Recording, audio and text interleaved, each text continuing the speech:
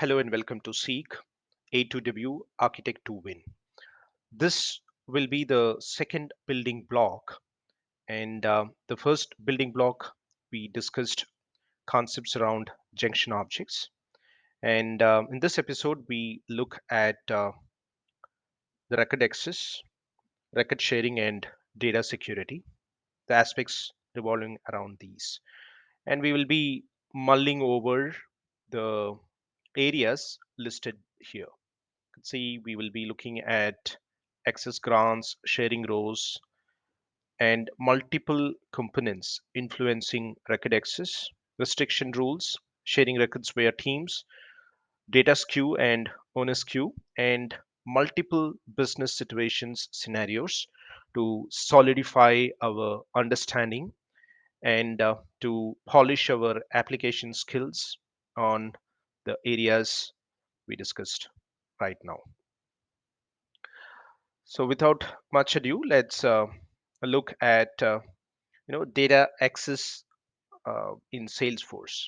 Let's generally look at the concept behind data access and then slowly move into the specifics. The key thing to understand here, even when I started documenting and experimenting with the record sharing and data security aspects, I found that Salesforce offers several mechanisms, and it goes deep, and it allows you to control, your access, the user's access to record at a very granular level. It comprises of several layers, and more importantly, it is a very crucial topic to master, and at the same time pretty trickiest to grasp. And this is because it is comprehensive and at times overwhelming, and it offers a pretty rich and granular level of tweaking, and moreover it is purely aligned to the business. So uh, having understanding of the business, you need to think in terms of business in order to correctly grasp the requirement and model it accordingly. So that's a big challenge. And why is this important, right? So it's not far to seek why it is important, because you all know that record sharing and data security is at the heart of every business. It's critical that the right people have the right access to the right data, and this concept forms a real foundation. I could say it's a bedrock for any meaningful, scalable, and performant Salesforce implementation. And when I had experience in this, because even during my first project, I it was a greenfield implementation. I was working on the design and architecting the data security, and typically uh, I was asked several questions as listed below. So I've just added some flavors to it, but prima facie, the crux of it, you could really get the crux of it by reading through these three questions. So the questions would be like: Kali, the VP of sales at this question.com, see those opportunities. If has, what level of access he has. Chirag and Harish are on the same sales team, can they see each other's accounts, and how about their opportunities? Let's say each solution plan, it's supposed to be a custom object. Solution plan record has a solution architect assigned, so dynamically, the administrator, the solutions operations team, or whoever assigns a solution architect to the solution plan record, and the requirement is only the solution architect who's assigned to the solution plan should have visibility to the solution plan record. So these are some of the aspects that these are very few of them. There are several ways, the tricky ways that you can expect the questions from the end customers. But these are some of the aspects that you can expect. or be more pronounced during the initial design, initial implementation. But it's not limited to the initial architecture, because these questions can pop up anytime. These can pop up again and again, because of the realignment, which you know uh, obviously um, uh, obviously is because of the business agility, right? So the re-element required owing to the business agility. So this is not limited to your initial design and architecture. So this sort of questions bound to pop up again and again. So important to have a very sound idea, to have a deep understanding of the concepts revolving record sharing and the record access, data security, etc. So without much ado, let's dig in and um, let me offer you some perspectives around access grants and sharing table. So access grants is, you could say, is what Salesforce uses to really determine who sees what data. And this typically comes into the picture when you have an object's OWD set to either private or public read only. And Salesforce then uses the access grants to actually define how much access a user or group has to the object's records. And the grants are of four types. One is the explicit grant, group membership grant, inherit grants, and implicit grants. So um, and um, and in order to in order to work on these, right? So Salesforce also uses, under the hood, it uses a mechanism, or you could say a platform called as a object sharing table. And the object table versus object sharing table, these are two different entities. So object table could say an object, just like an account, etc. So these are used to hold or store transactional data. But at the same time, when you look at object sharing table, so these objects or tables are created automatically by Salesforce, and these are used to store the grants. Okay, we will look at this with a live example, but prima facie, sharing tables are the tables which you know store information about the grant, the sharing type, um, who gets access to the record, what level of access he or she has, etc. This sort of information gets stored inside the sharing table. So when you look at let's say I offer to explain the two types of no access grants. The one is the explicit and implicit. So explicit grant happens when a record or group of records get shared via a sharing rule or an assignment rule, or when it gets shared via the manual sharing mechanism, or sharing happens via the teams, or programmatic sharing, say Apex managed sharing, etc. So that is when the explicit grants gets created. And the implicit grants, you'd have definitely experienced this. So let's assume in an org you have the count and opportunities. Consider these two entities, and at the OWD level, account and opportunities are set to private. And let's say the user, let's assume Itu, and the user Itu shares the opportunity record with Chirag.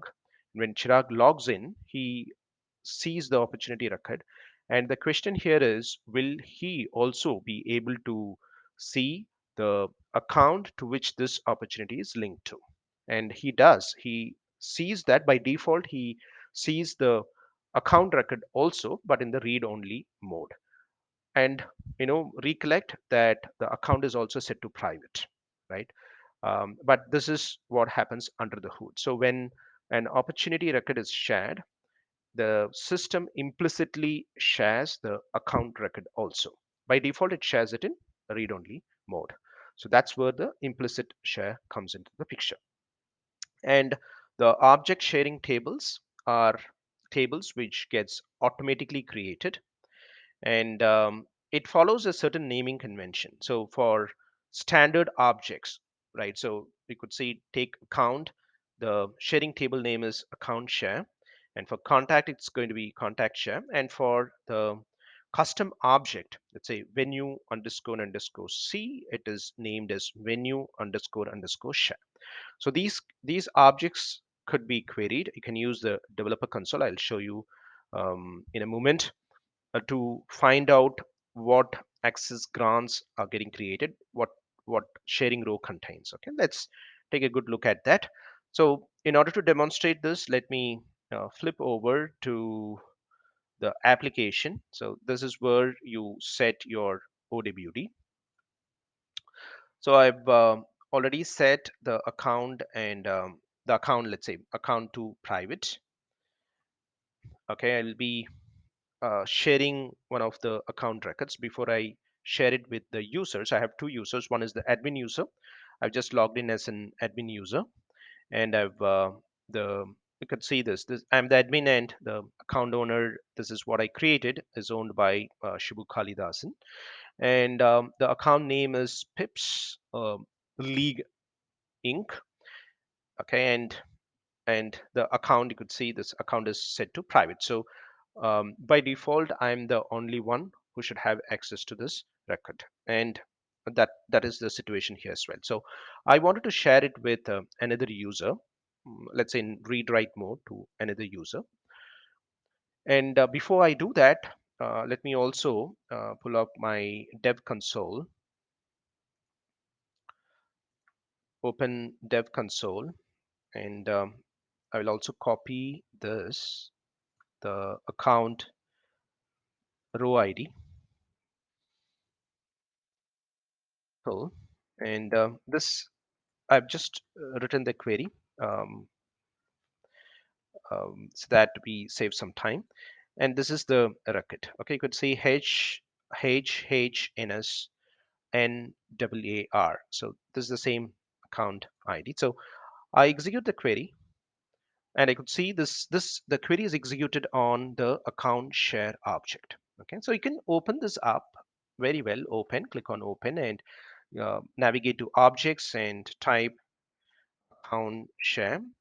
You could see this. You just open it up and create a query, right? So, and this is the row ID. So row ID of the account. So you could see one row created already.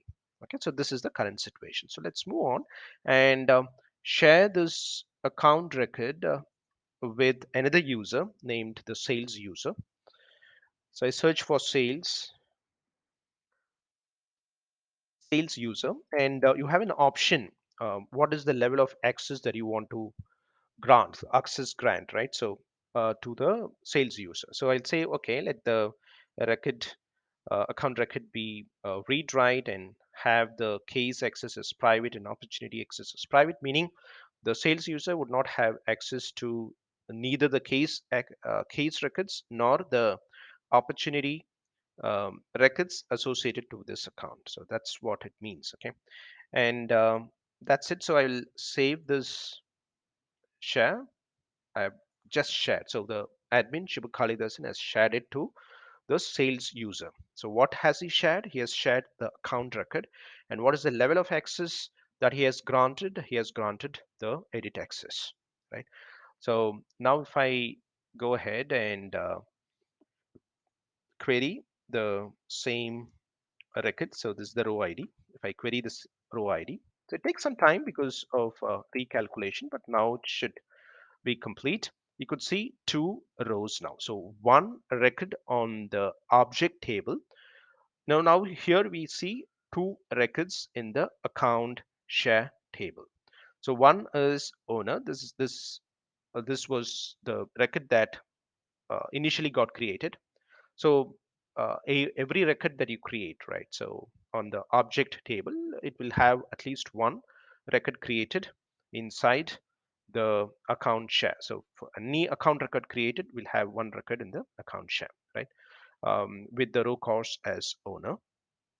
And this one, when the OWD of, let's say in this instance, the account objects OWD is set to either private or public read only. And when you typically share this account record to another user, you will have an additional row created, and you could see the row cost as manual. So the reason and the account access, I've just queried the account access level field, and it shows us as edit. So that's the level of access the user. So which user? The user pointed out by this. Okay, so you can also query this. So let me copy this, and this should be the sales user. Okay, so I open this up and search for, under the objects, I search for user. Open this up, double click, create a user. So I'll have the ID, username, name. That's enough, and query this and add merge ID equals this. Okay, click on execute. You can see the sales user. So this is the sales user. So you find the sales user being granted access to the account record in edit mode. So this is what you find inside your account share object. So in case if you are using custom, you're querying the custom object and you wanted to locate the share records. Let's say if I have a custom object called venue, so you search for venue, you could see venue underscore underscore share. So that's the share a record. You can spot the share record in case if you're working on a custom object instead of the standard object. Okay, so let's move on. So this is the scenario, right? So we had seen this, and you also have an option now. So I wanted to delete the share, right? So I shared it. Probably you'd say that I shared the record because I manually shared the account record because I was away, and some of the activities needs to be completed for that account. So I shared it with sales user. Now I am back and I wanted to, remove the share. That's also possible, right? So you can delete the share. You can click on the same as an admin, as the record owner. You can navigate here, click on edit, and you could see this particular item, right? The sales user, you can delete it and click on save. Once this is done, it automatically removes the share row with the row cost manual from the account share table. So let's run through that. Let me delete all. Let's say I let's say word ID. Yes, this is the one. So let me run through this. You could see just one. Okay, only the owner exists. The additional row on the account share table is removed because we deleted the share. Okay, so that's what explained in this. So we have done that live. Let's move on to this record access. It's a beautiful concept. So record access, what does it mean? So it means the level of visibility and control a user has over a specific record within the platform. So record access, that's the generic definition. And this includes the ability to view, edit, delete, and share records.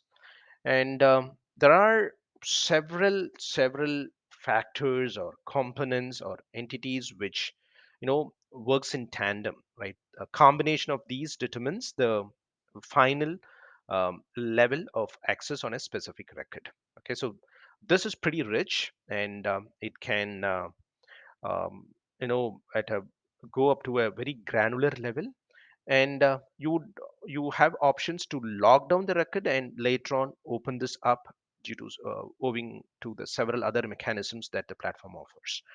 Okay, so that's the generic idea on the record access. Let's look at these things at a very high level, and in subsequent sessions we will dive deep, and this particular episode we will go deeper into the OWD.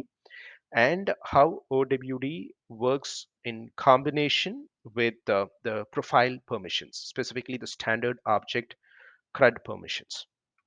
Okay, so let's look at, these are around 9 I've collated. There are few others, but these are prominent among them, right? So we have OWD, which is organization wide default. And in order to have a good understanding, it is always better to grasp the just the definition.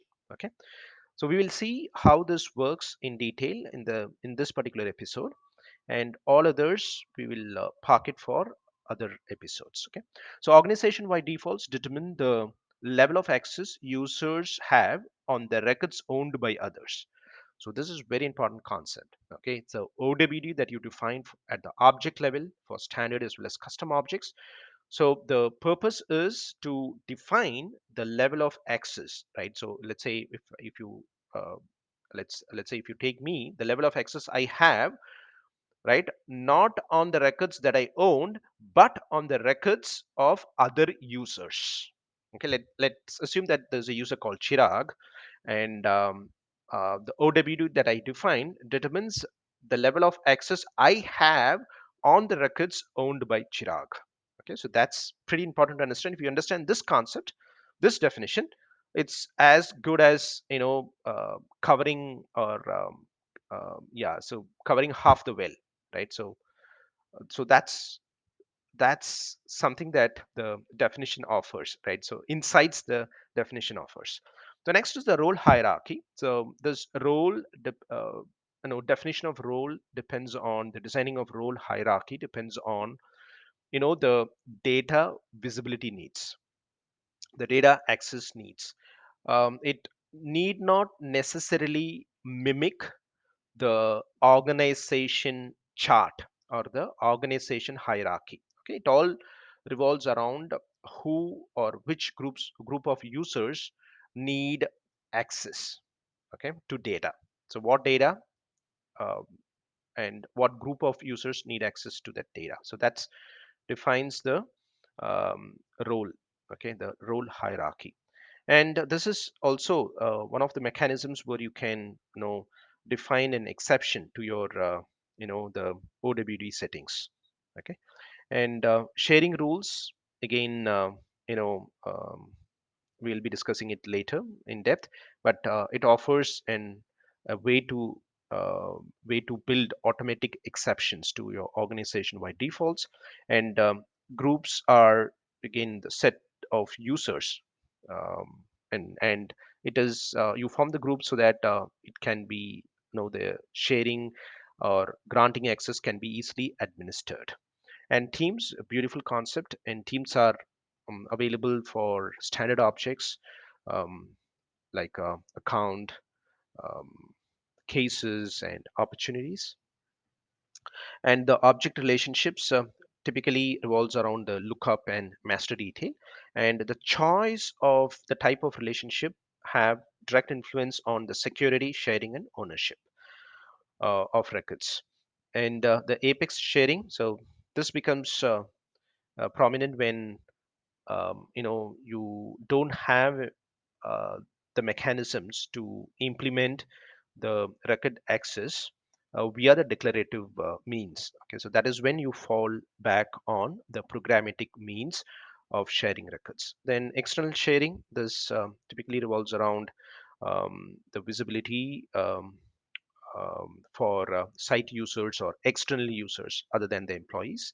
And overrides, um, there are certain powerful permissions at the profile level or at the permission set level that you can set. So those provide um, you know overrides over the other means of record access. So the overrides the other means of record access. So these are the more prominent ones that we'll be discussing. So in this episode we will have a deep dive on OWDs. That will be the topic next. So organization-wide defaults, the definition is pretty crucial. So the default level of access users have to each other's record, that is the level of access a user has on the records owned by others. So this definition is crucial. Okay, you understand this definition? it means that you definitely have understood, or like crossing half of the well. Okay.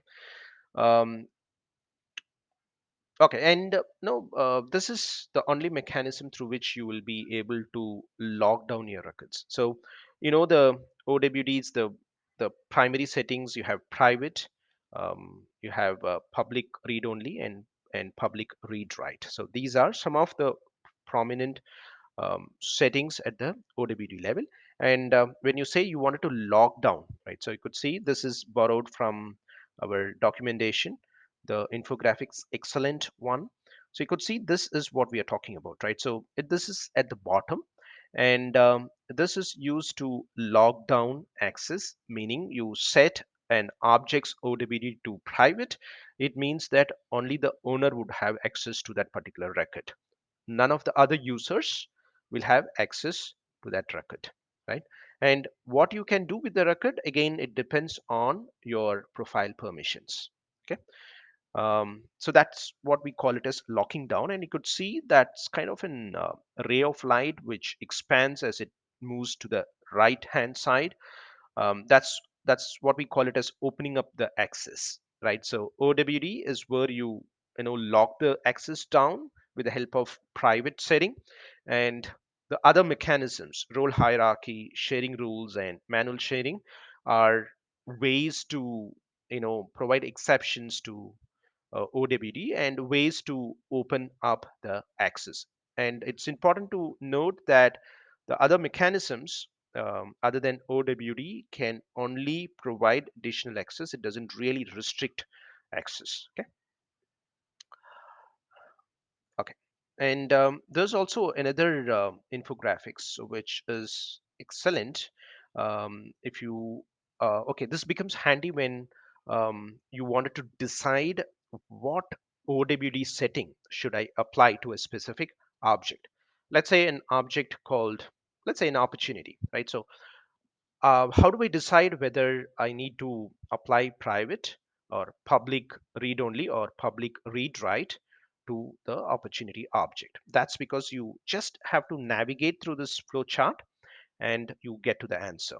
Okay, so what are those questions that you ask before you decide upon a specific setting, OWD setting for an object? So who is the most restricted user of this object? Let's assume in our org we have, um, let's say, an user, let's say trainee, sales trainee. That's one of the user, right? So sales trainee, or one of the roles, let's say. The trainee, sales trainee users, you could say they have the role, that's a different story, but let's say sales um, trainee users.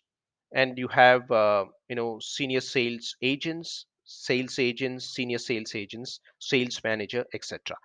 So when you decide upon, how do you decide upon the OWD setting for an opportunity? So you ask a question. So is there, or you ask a question like this the to the maybe a sales manager or a business analyst. So who is the most restricted user of this particular object? Say that who is the most restricted user of the opportunity object? He would say that it's a sales trainee. Okay, sales training. Then you ask him, is there ever going to be an instance of this object that this user shouldn't be able to see? So as per the business analyst, the sales trainees, because they are still in probation under training, the user should be restricted access to opportunities record. So sales trainee are not supposed to have visibility on the opportunity record. Okay.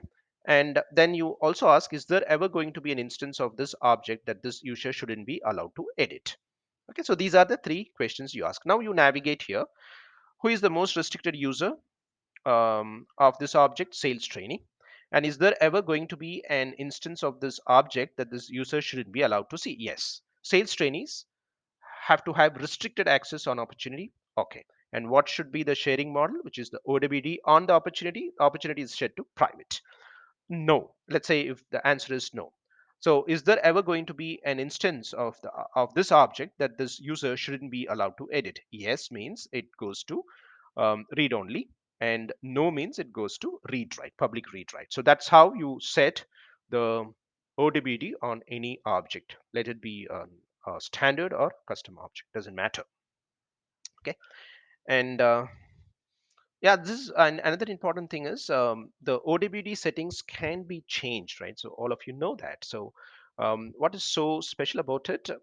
This recalculation that happens. So you have seen that when you try to tweak the ODBD settings, so you get a warning which says that recalculation, etc. Right? So this typically means that if you have the volume of record is high, and during the business hours you're trying to recalculate this, it will impact the performance, and the and you are bound to receive escalations on this. So this have to be deferred. So that's a different concept, but you should really read through how you could defer the recalculation. There is a mechanism that you need to follow. There are steps that you could follow, okay, when the how you could defer the recalculation.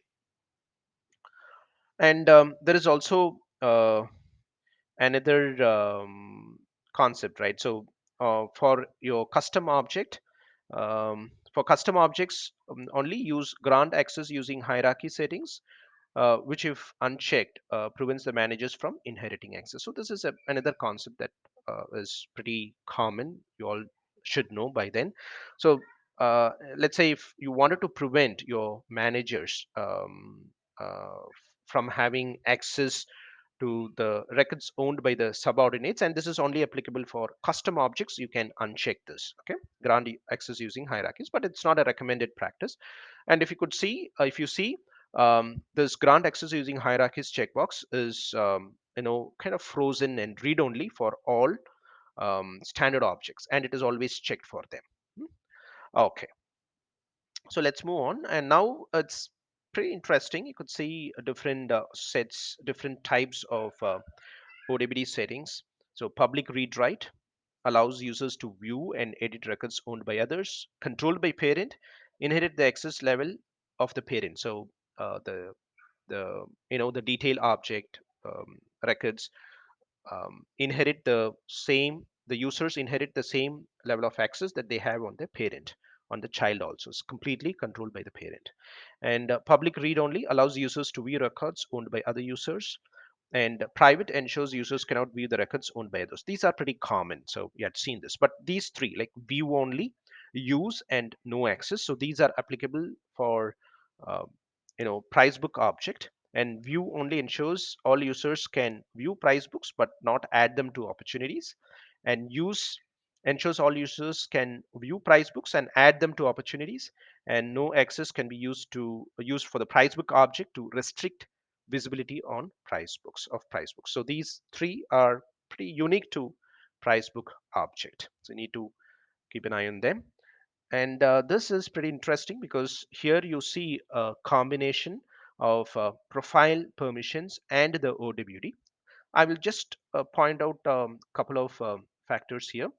So you look at this permission. So at the profile level, let's say user Chirag and his profile permission on contact object. I've taken contact as an example. So the profile permission on contact object is C and R, meaning create and read, and the contact is set to private. Okay, so what level of access Chirag would have? So users Chirag can contacts and create contacts and read contacts that he owns, cannot edit or delete his her contacts, and cannot even uh, view contacts owned by others. So he cannot view contacts owned by others because the ODBD on contact is private, and he can only create and view his contact. He cannot edit or delete his own contact because the edit and delete permission on the contact object on his profile is removed, right? So edit and delete is removed here. He has only CR. So what he can do with this record is determined by the profile permission, and and what level of access he has on other users' record is determined by your ODBD. Very important concept to master. If you look at this, right? So Let's say Chirag's profile doesn't have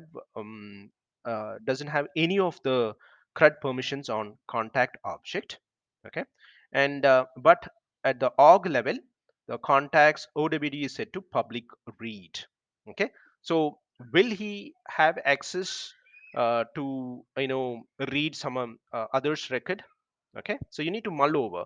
So if you read through it, Chirag does not have access to contacts at all, does not have access to contacts at all. Why?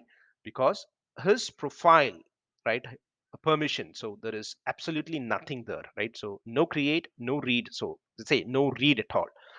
So Chirag, you could say, does not have access to contacts at all. His profile permission determine the baseline level of access, which in this case is none. He doesn't have anything, although at the OWD level you set the contact to be public read, right? So he still needs permission at the profile level.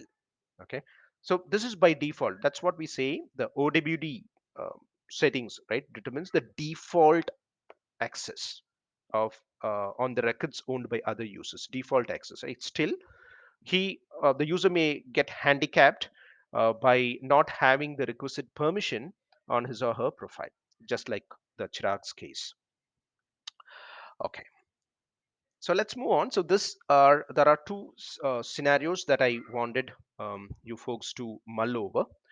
I'll read through this, and we get to the solution. We discuss the solution in the next episode. But in this episode, I wanted you folks to mull over and be ready with the solution, and that will be discussed later. Okay.